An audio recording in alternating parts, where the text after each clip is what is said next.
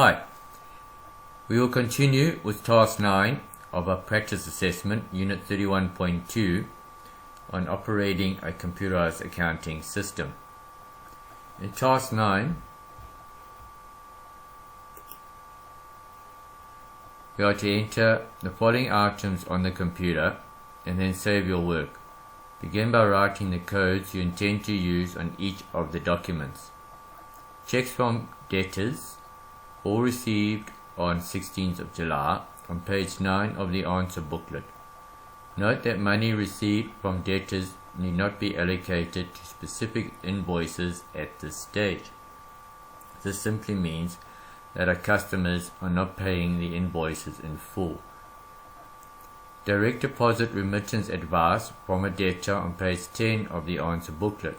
Amount credited to bank statement on 16th of July. So one of our customers paid directly into our bank account. Check to a supplier on page 11 of the answer booklet. This clears the balance owed to the supplier, and you should make the appropriate allocation to reflect this. This means that we paid the supplier in full what's owing on the invoice. Let's look at our question book now. At the first page of Task 9, which can be found on page 9 of our answer book. We can fill in the grayed areas.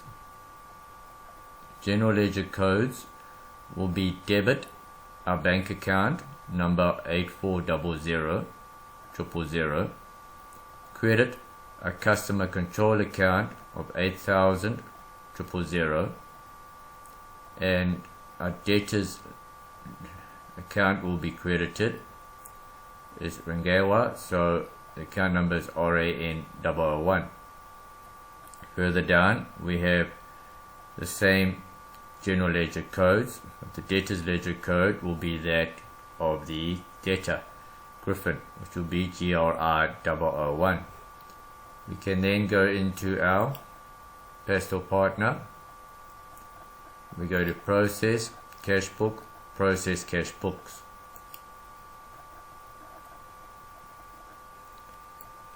We open up our cash book.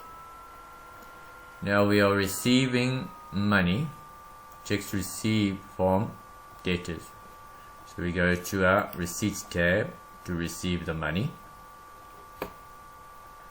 Go to our settings, make sure repeat descriptions, invoke open item must be selected, very important when receiving payments and making payments, so we can match the payments to the invoices and what is owing on the customer and supplier accounts. Very important to tick invoke open item at this stage. Increment references, you can select yes. Make sure tax processing is unticked as it is here. We can close the settings. Then we can select period 1. The date is the 17th here. Select C in the GCS, C for customers. The first customer is RAN001. The reference will be the check number 345876. Simply select P on your keyboard as a shortcut. No, beg your pardon. We are receiving money from customers, so we select T in description in order to thank our customers for the payment. And then the amount that the customer paid was 840. Tab using your tab key on your keyboard, tab off the line, and if we indeed ticked invoke open item on our settings menu, it will come up correctly as open item matching. As we were informed, our customers are not paying the invoices in full, they're making part payments, so it doesn't automatically match the part payment. We need to select auto match amount, and then we can close and continue on the next line. The 16th is the next one. C for customers again. Our customers Griffin, GRR111. Reference number is the check number 896744. In the description, just select the button T, payment thank you. Enter the amount paid, 20756, 20756, 20756. Tab again with the tab key on your keyboard. Tab.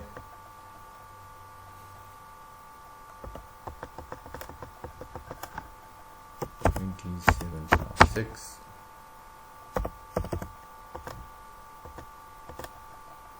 There we go. Make sure the auto match opens, otherwise it will not, the payment will not be matched to your customer account. Select auto match and close. Next line. Well, let's go to the next page of our answer book. Task 9 continued. Fill in the general ledger code, same as the previous page. Debit our bank account, credit our customer control account, and our debtor's ledger code will be that of our customer, which in this place is PLI001. There's from S Plisser, and the date is the 13th. Continue. C for customers, our customer again, Plisser. Now here we can put DD for direct deposit and our customer account number as a reference. Just a suggestion what to put in reference. Select T for payment thank you. Enter the payment amount of 500.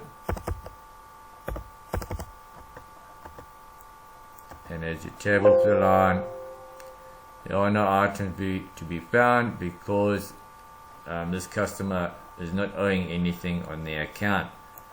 So perhaps they just paying extra into the account for future purchases. Select OK, leave the rest as unmatched as you close it. That is our customers sorted. Now we go to the next page.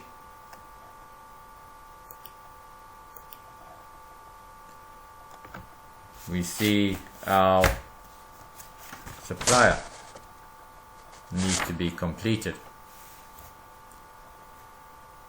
So we can go to our payments tab,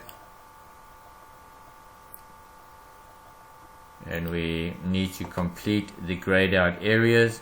Our general ledger codes is debit our supplier control account, credit our bank account, and our discounts account for settlement discount taken. So it'll be our settlement discounts account, which will be 2700, and then our supplier, there'll be a tax. 9500 is our tax control account, and then the debit will be supplier control account, and our creditors ledger code of FID111 is 5CC.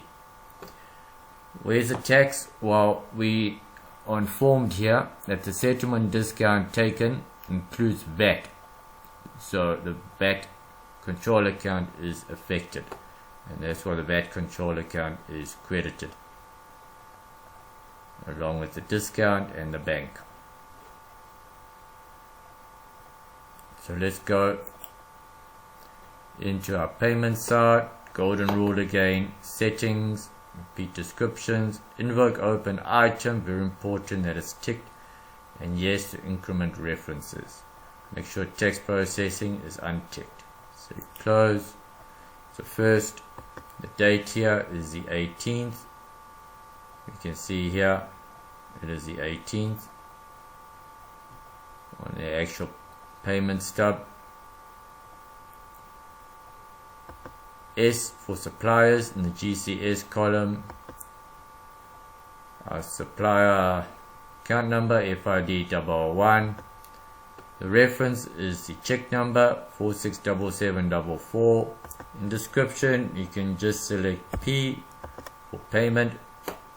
We're paying the supplier and the amount paid. Now, pay attention. If we put the amount that we have here, 996821.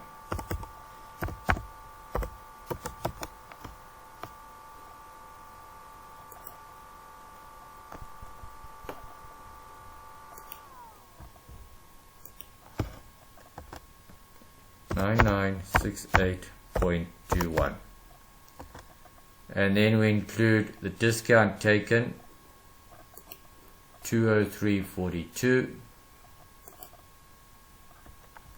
203.42, and we tab. Now we were informed, if you recall, for task 9 that we are paying the supplier in full, and this should be viewed as such, but we haven't, because if we had, it would have automatically matched. But now, so let's go out, let's go back to the invoice, and if we recall, there was a 1 cent discrepancy when we entered the invoice into our pastel partner. So in pastel partner, it was 10171.62. Correct? You think back, you remember I am correct. So we need to pay 1 cent less than what we have in our answer book. That's 9968.21 minus 1 cent will be 9968.20. 203.42. Settlement discount remains the same, and as we tab off the line, as you can see, it now matches precisely. This is what we want to see. Close. We can now update cash book, update payments and receipts batches, and update.